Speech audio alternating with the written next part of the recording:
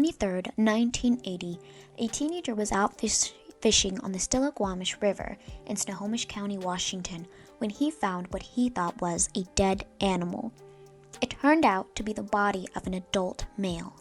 He was located approximately 1/2 mile northwest of the Stilly River Bridge on land that borders a Native American reservation.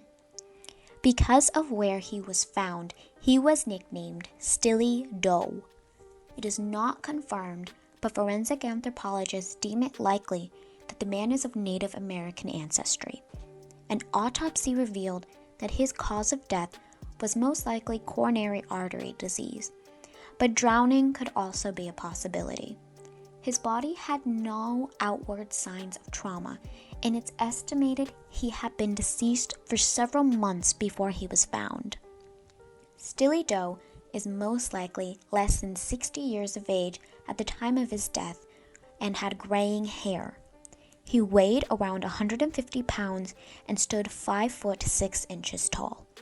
When found, he was wearing a red flannel shirt, dark suit jacket with matching pants, and a pair of black Oxford-like shoes. He was also wearing a size 40 belt with a distinct GRN lettering on the buckle, which may or may not be his initials. This case has gone unsolved for over 4 decades. If you have any information of Stilly Doe's identity, please contact the Snohomish County Sheriff's Office tip line at 425-388-3845. This case is also featured on NamUs. Authrum Forensic Labs has also taken on this case, and there is currently a fundraiser to cover the fees for Stilly Doe's case on DNAsolves.com. If you'd like to contribute to help find his identity, I will link it in the description below. On September 26, 2020, a homeless man was digging a hole in McCollum Park in Mill Creek, Washington. While digging, the man discovered skeletal remains and called law enforcement. An investigation of the remains by the Snohomish County Medical Examiner's Office has concluded that his manner of death was a homicide. Little else is known about his death or who his killer could be, although it is suspected that the killer may have traveled on the I-5 before coming upon the wooded park to bury John Doe. McCollum Park John Doe stood between 5 foot 3 inches to 5 foot 9 inches and was between the ages of 20 and 40. He is possibly of Native American, Asian, or Hispanic ancestry and potentially is mixed race. One distinguishing feature is that he had what is known as an overjet. This is more commonly described as buck teeth, meaning his upper incisors were jutting outward from his mouth. Not much else is known to help identify this John Doe. If you have any information about this man's identity or the identity of his killer, please contact the Snohomish County Medical Examiner's Office at 425-438-6200. This case is also being investigated by Authrum Forensic Labs and is featured on their fundraise page. If you'd like to contribute to help fund his case, you can follow the link posted in the description box. On December 16, 2005, a partial skull was discovered by workers in a fireplace of a residential home in Spring Grove, Minnesota. The Spring Grove police were called, and the remains were sent to the medical examiner's office. It is suspected that the skull belongs to a Caucasian male who was at least 30 years of age at the time of his death.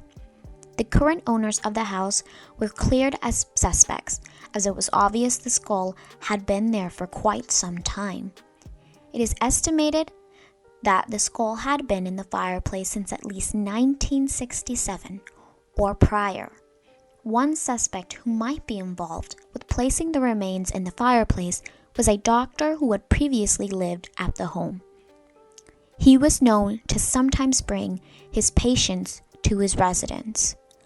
Little else is known about this case, and the Spring Grove Police have partnered with the Authrum Forensic Genealogy Lab in hopes of finding a DNA match. If you have any information on this case, please contact the Spring Grove Police Department at 507-498-2677. A fundraiser for this is also up on the DNAsolves.com website, and I will link it in the description below if you'd like to contribute to this case. You may have noticed that for today's video, I used 3 cases of unidentified does who are all featured on Othram's forensic website, DNAsolves.com. I did this because all 3 of these cases still need to raise enough funds in order to pay for their fees to have their DNA samples extracted and to find their genealogical match. For that reason, I decided to feature all 3 of them today, and I hope you can spread the word of these cases, whether you can financially contribute to it or not. If you'd like to give a donation to their cases, you can check out the description for the website below. If you can't financially contribute, I understand. I'm sure they understand. But if you could please share that page, that website, their cases, or this video. They need to have their stories told. They need to get the word out so they can have their names back. Thank you so much for listening. I'll have another video hopefully out later this week. Bye-bye.